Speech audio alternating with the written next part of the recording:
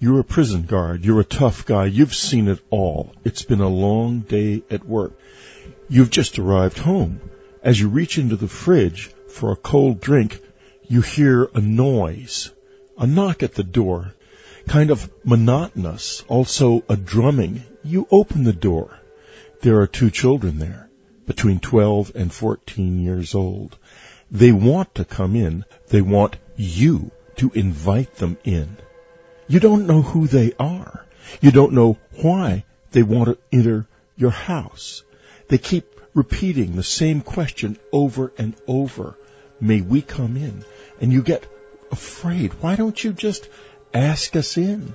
Tell us to come in so we can use the phone. It'll only take a minute. You know something is wrong. And then you see they don't have normal eyes. They have completely black eyes. They're looking at you, and you're frightened. You're real frightened of these children. You shut the door. You lock it. You spend the night walking the halls of your house, worrying.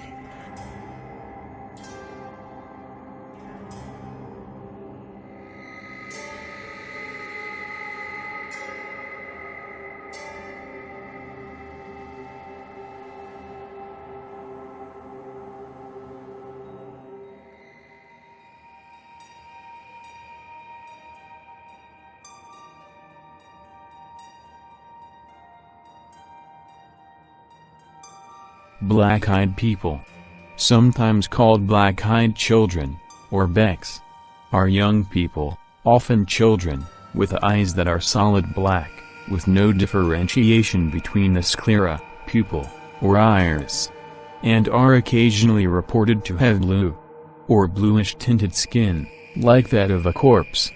These children are described as kids aged from 5 to 16, with otherwise normal physique and behavior. They appear in either normal or in old-fashioned clothes, and are said to speak in a tone too mature for their age.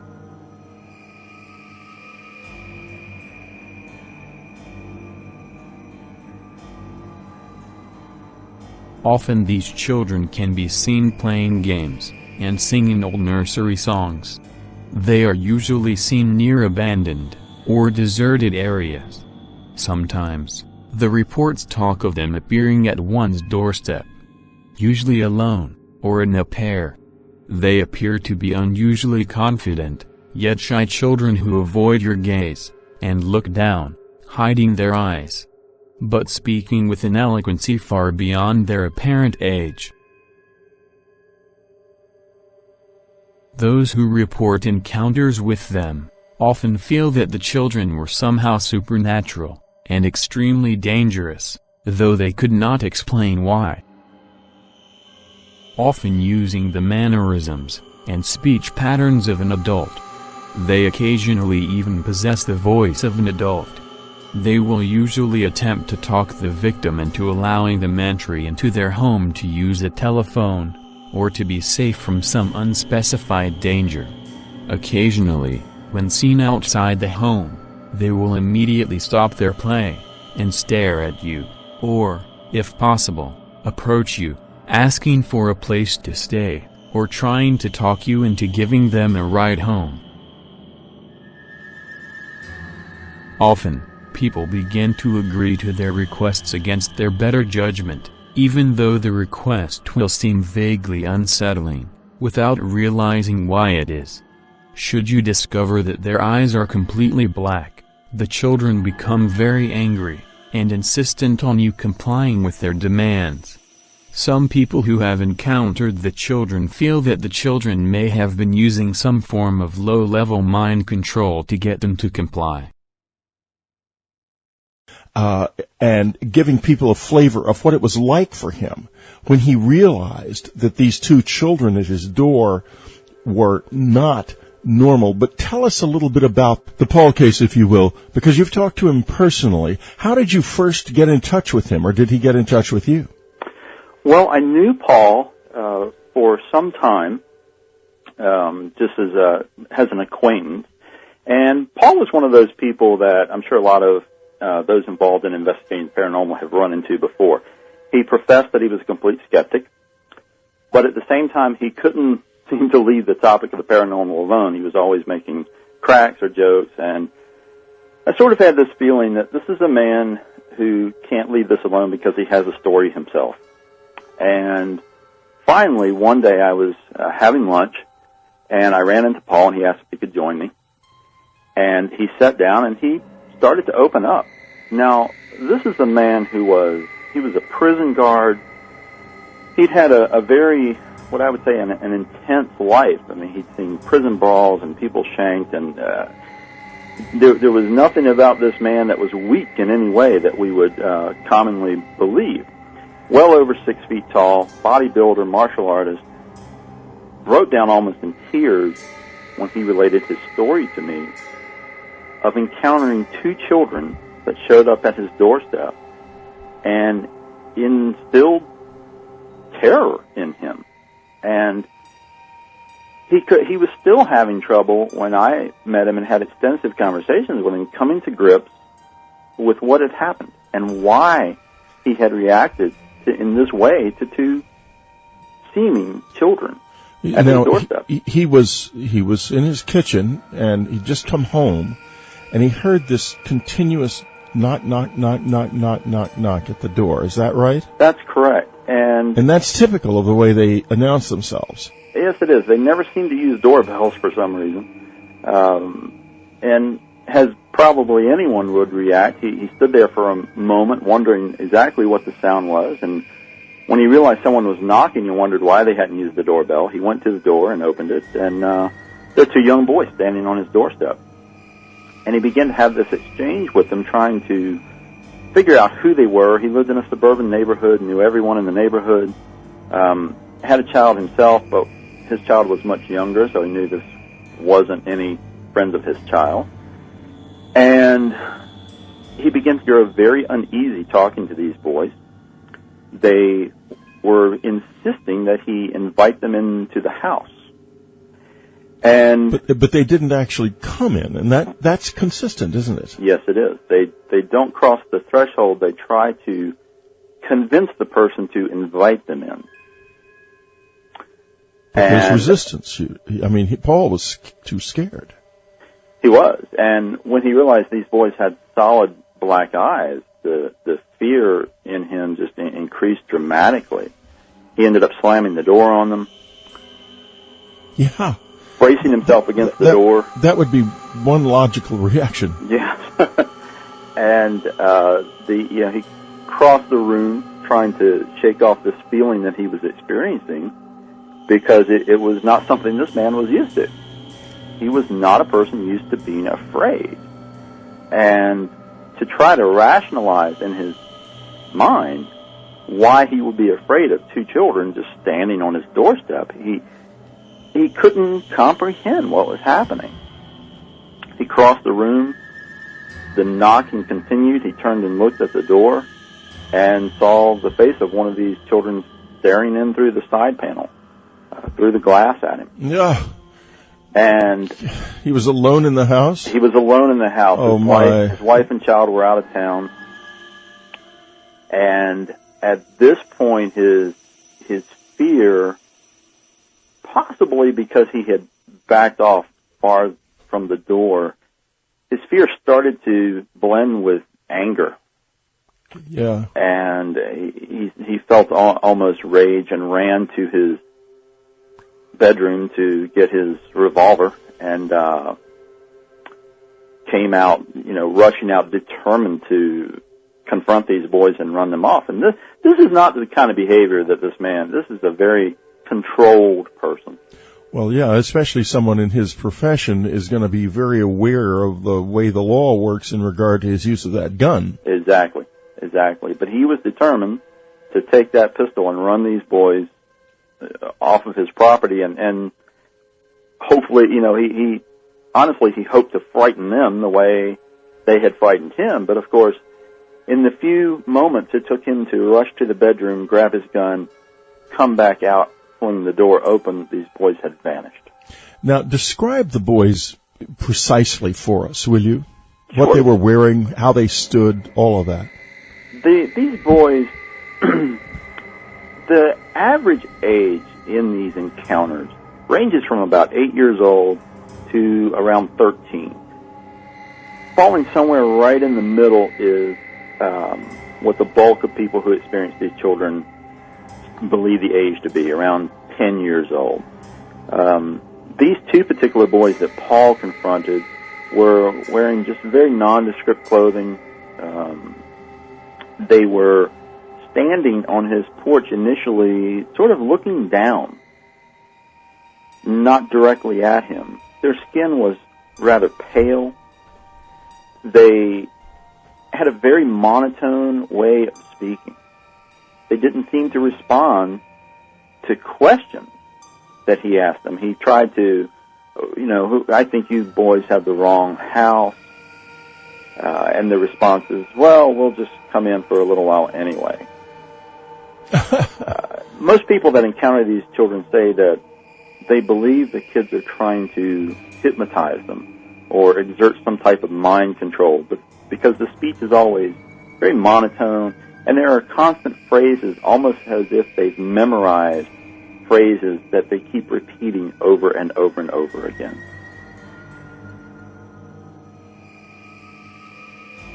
The encounters frequently emphasize that the children must be voluntarily admitted, or invited into the house, or car in question. And in this way, are reminiscent of some vampire legends. However, it is unspecified what happens should you comply with their demands, as no reports of the Becks have included that happening, possibly indicating the death of those that comply.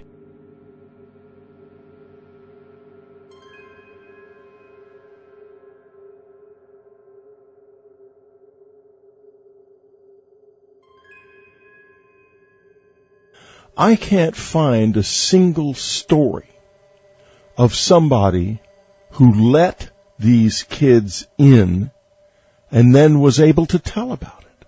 So I have to ask you this. People must let them in. The child let them in, but that didn't go all the way quite.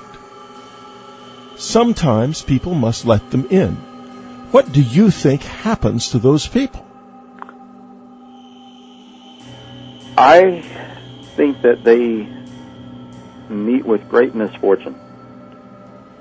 I really do. After speaking extensively with this family that did have a brief encounter with one being invited in, I almost shudder to think what would happen if someone invited one into their house. Obviously, we don't have any, quote, survivor stories beyond this, so it's really only speculation at this point, but it's something that is very disturbing to think about, quite honestly.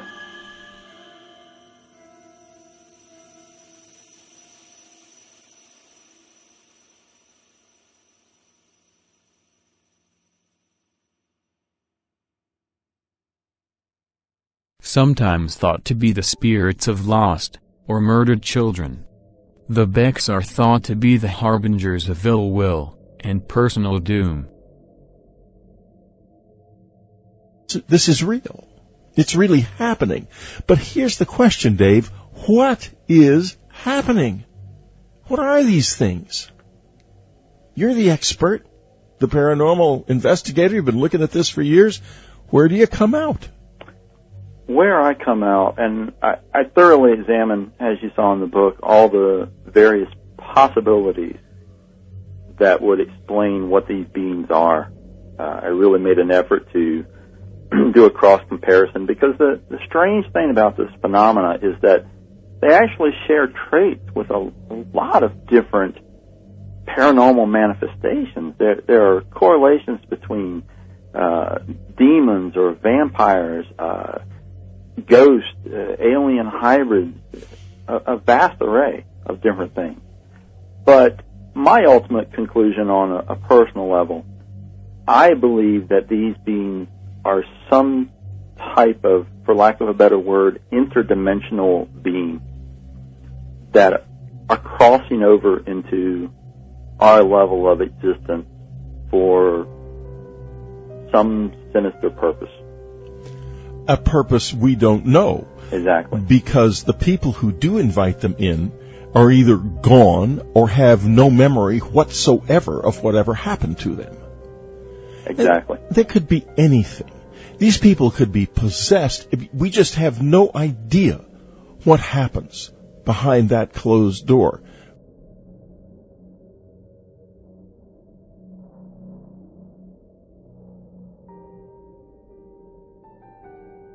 Can you give us some examples? Sure. One of the most fascinating ones was from the 1950s, and it happened in a rural area, sort of a farming community, and it occurred with this young man whose name was Harold. Harold was walking home one day, and walking along this country road, he came to the fence line that led to his house. And he sees a young boy leaning against the corner of the fence. And Harold, having a very good nature, just walks up and starts talking to this boy. Doesn't recognize him, doesn't know him from the community. Just starts chatting away.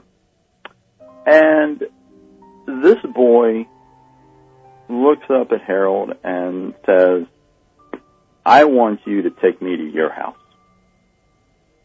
You walk me up to your house."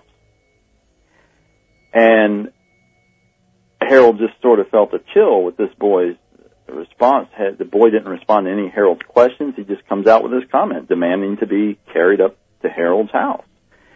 And Harold is standing there thinking this is not right. His hair is going up on the back of his neck. He's thinking, doesn't voice it, he's thinking about running up the driveway that leads to his house. And this boy's response is automatic. He says, "Now don't you run away from me." Almost as if he's read Harold's mind.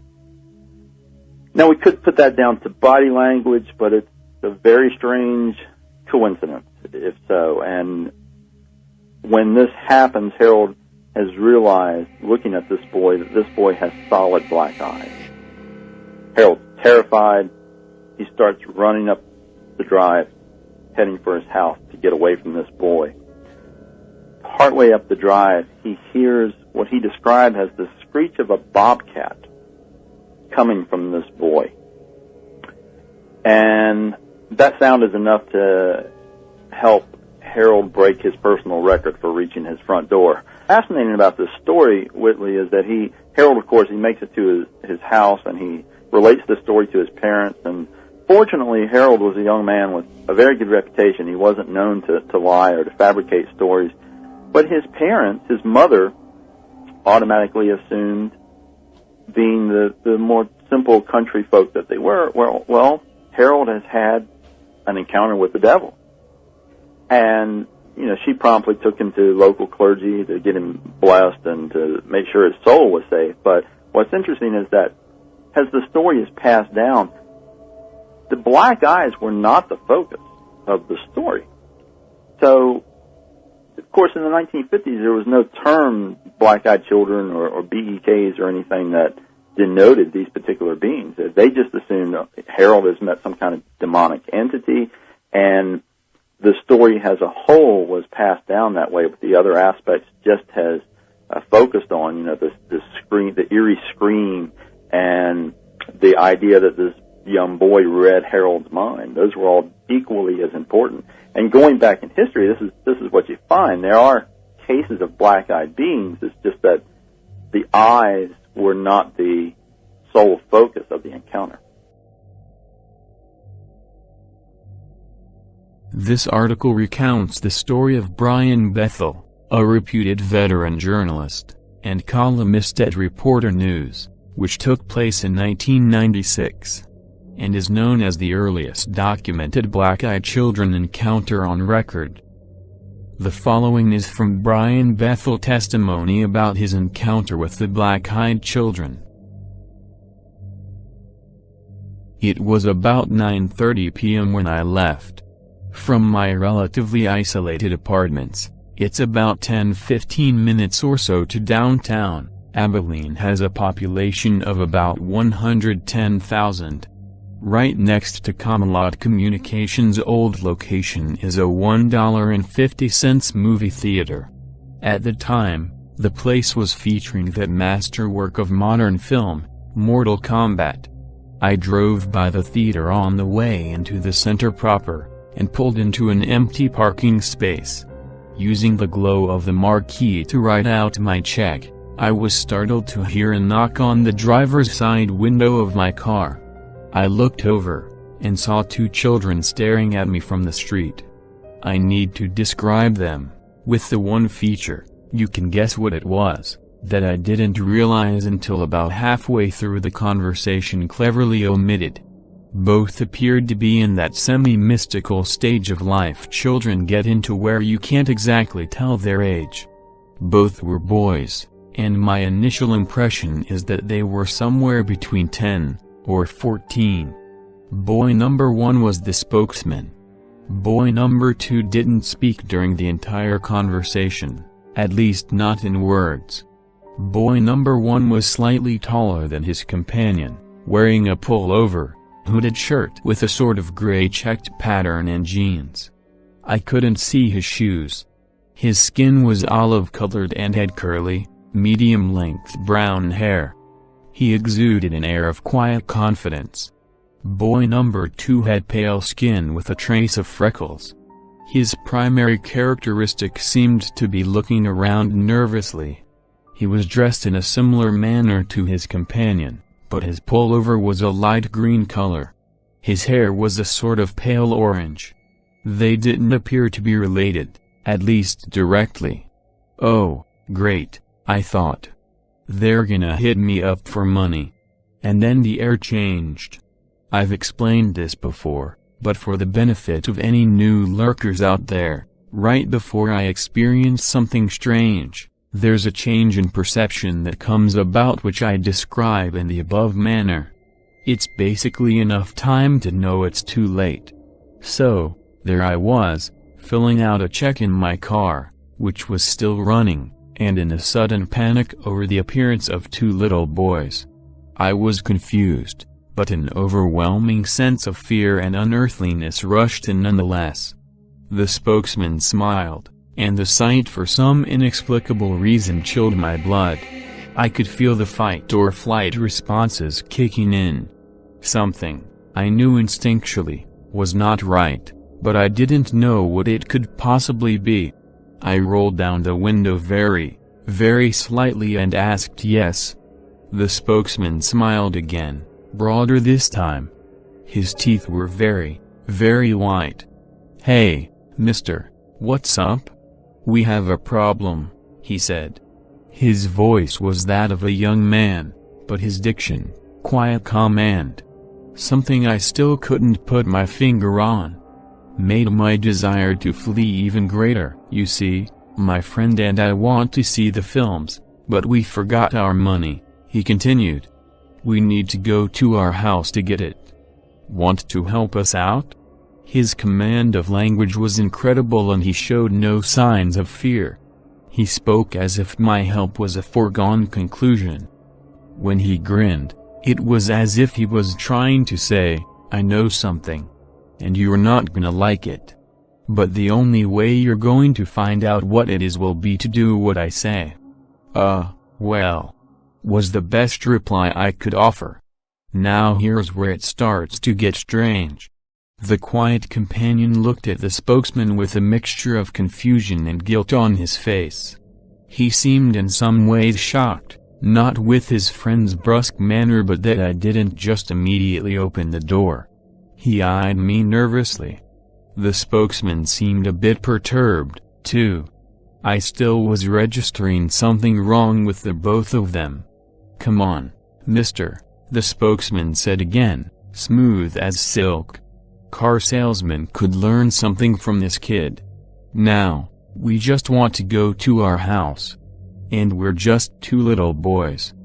That really scared me. Something in the tone and diction again set off alarm bells. My mind was frantically trying to process what it was perceiving about the two figures that was wrong. Was all I could manage. I felt myself digging my fingernails into the steering wheel. "What movie were you going to see?" I asked finally. "Mortal Kombat, of course," the spokesman said. The Silent One nodded in affirmation, standing a few paces behind. "Oh," I said. I stole a quick glance at the marquee and at the clock in my car. Mortal Kombat had been playing for an hour, the last showing of the evening. The Silent One looked increasingly nervous. I think he saw my glances and suspected that I might be detecting something was not above board. "Come on, mister. Let us in. We can't get in your car until you do, you know," the spokesman said soothingly. "Just let us in, and we'll be gone before you know it. We'll go to our mother's house." We locked eyes. To my horror, I realized my hand had strayed toward the door lock, which was engaged, and was in the process of opening it. I pulled it away, probably a bit too violently. But it did force me to look away from the children. I turned back. I offered weakly, and then my mind snapped into sharp focus. For the first time, I noticed their eyes. They were coal black. No pupil. No iris. Just two staring orbs reflecting the red and white light of the marquee. At that point, I know my expression betrayed me. The Silent One had a look of horror on his face and a combination that seemed to indicate, A, the impossible had just happened, and B, we've been found out. The spokesman, on the other hand, wore a mask of anger. His eyes glittered brightly in the half-light. "Mister," he said, "we won't hurt you. You have to let us in. We don't have a gun." That last statement scared the living hell out of me, because at that point by his tone he was plainly saying, "We don't need a gun." He noticed my hand shooting down toward the gear shift. The spokesman's final words contained an anger that was complete and whole, and yet contained in some respects a tone of panic. "We can't come in unless you tell us it's okay. Let us in." I ripped the car into reverse. Thank goodness no one was coming up behind me, and tore out of the parking lot. I noticed the boys in my peripheral vision, and I stole a quick glance back. They were gone. The sidewalk by the theater was deserted. I drove home in a heightened state of panic. Had anyone attempted to stop me, I would have run on through and faced the consequences later. I bolted into my house, scanning all around, including the sky. What did I see? Maybe nothing more than some kids looking for a ride. And some really funky contacts. Yeah, right. A friend suggested they were vampires, what with the old "let us in" bit and my compelled response to open the door. That and the "we'll go see our mother" thing. I'm still not sure what they were, but here's an epilogue I find chilling. I talk about Chad a lot. He's still my best friend, my best ghost hunting companion, and an all-around cool guy. He recently moved to Amarillo, but at the time this happened, he was still living in San Angelo of Rampage fame. I called him and talked to him briefly. He had two female friends with him at the time, both professing some type of psychic ability. I started telling him the story, leaving out the part about the black eyes for the kicker. One of the women, we were on the speakerphone, stopped me. "These children had black eyes, right?" she asked. "I mean, all black eyes?" Yes," I said. I was a bit taken aback. She said, "One night last week, I had a dream about children with black eyes. They were outside my house, wanting to be let in, but there was something wrong with them. It took me a while to realize it was the eyes. I hadn't even gotten as far as them wanting to come in." "What did you do?" I asked. "I kept the doors and windows locked," she said. "I knew if they came in, they would kill me." She paused. "And they would have killed you, too, if you had let them into your car. So, from this extra long post, we have 2 unanswered questions. A. What did I see? B. What would have happened if I opened my car door?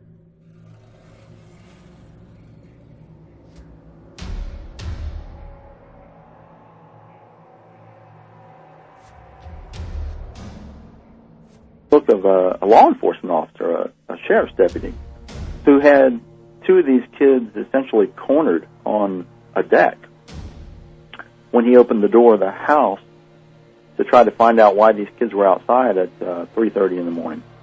And these kids vanished. The only way they could have gotten off was to climb the railing and jump down into the yard. And we're talking about a few seconds, as long as it took him to turn his head and knock on the door. And this is a man who is trained in observation, trained in awareness. It's just not conceivable.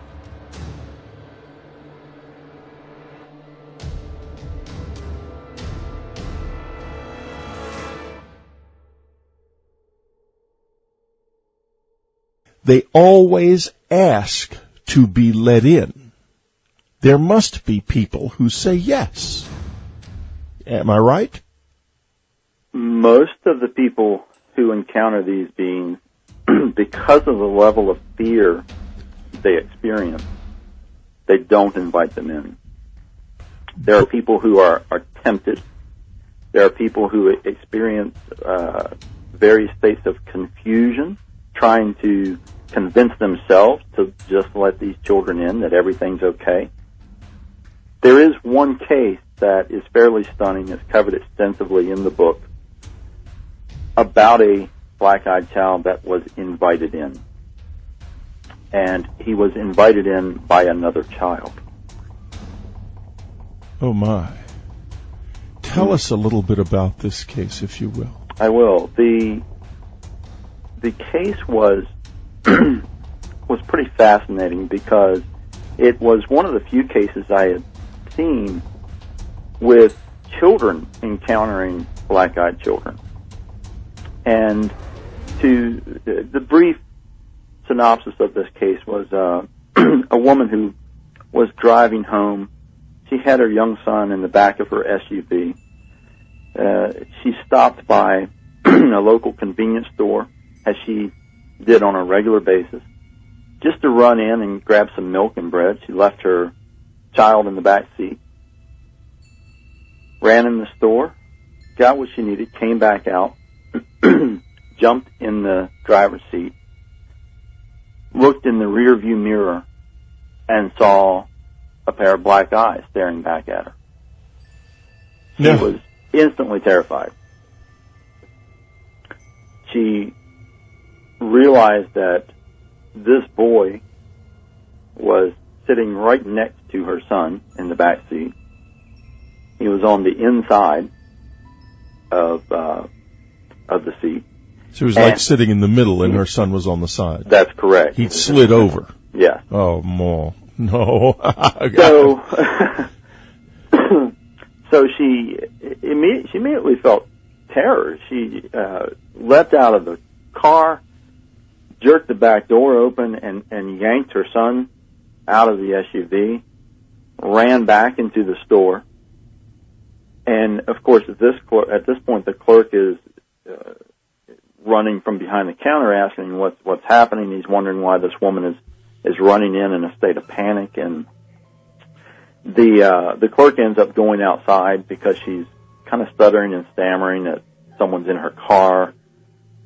He thinks this is possibly an attempted robbery or a carjacking. He runs outside. The SUV is standing there in the parking lot with the 2 doors open. Not a sign of anyone. So, as the story unfolds, this woman is too nervous and too shaken to even get back in the SUV. She ends up calling her husband, who's fairly close by. He comes over and tries to calm her down and says, "Look, I'll drive the SUV home. You take my vehicle. I'll meet you at the house." A couple of miles away, the husband is in an accident and totaled the SUV. He is sent to the hospital. The woman has tried to speak with her son about what's happened. As this unfolds, he says to her, "Well, Mommy, this." She says, "Well, why do you know this boy? Is he who was the boy, and is it someone you know from school?" "Well, no, Mommy." "Well, why did he get in our car?" "Well, I invited him in. He asked if he could get in, and I invited him. I thought he would come and play. He said he wanted to come to our house." So here we have the innocence of a child who doesn't have a concept of those boundaries, and from all evidence didn't feel any fear from this black-eyed child, simply thought it was another potential playmate, someone who would come and hang out at his house and play with his toys or whatever. But the story, it gets even darker because the young boy who had invited this child into the SUV became very ill. The doctors couldn't figure out what was wrong with the child because his symptoms seemed to continually cycle through different things. They thought he had the flu. They thought, I don't remember. They thought he had appendicitis. They thought he had the measles at one point. It's all these different things that are rotating through this child's body, and he was sick for quite a while. His mother is convinced that it was only through a lot of prayer and positive thought that the boy finally got well, and she's quite convinced that she encountered something evil that day in the car. The husband was fortunate. He did recover. He only had fairly minor injuries from the accident, but the whole family was very shaken by the experience.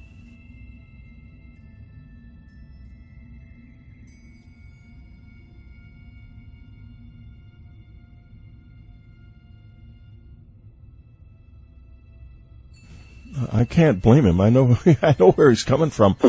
One of the things that happens after this are changes in the way you dream and what you dream about. Could you tell us a little bit more about this? A lot of people who encounter these kids consider themselves haunted by the experience, for lack of a better term. They have difficulty sleeping. They sometimes need to go into various kinds of therapy or treatment to help themselves be able to deal with going out in public. It's typical that the people who have encountered them, for instance, at their place of employment or outside locations, have a great deal of difficulty ever returning to that place again. The people who encounter them in their homes often become very nervous about anyone showing up at their door. The other cases that you're speaking about with the dreams is that people find that they dream about these kids long after the encounter. They wake up believing that they've heard knocking at their door or on their bedroom windows, and they're not sure whether this is something they were dreaming or whether it was happening again, because they find themselves in that in-between state between sleep and waking. And it's very traumatic for these people. These people, for all intents and purposes, they're trauma victims. And that's really what we're dealing with here. We're dealing with people who've been traumatized, and they're trying to find whatever tools they can find to move beyond it. Many of these people turn to spiritual pursuits.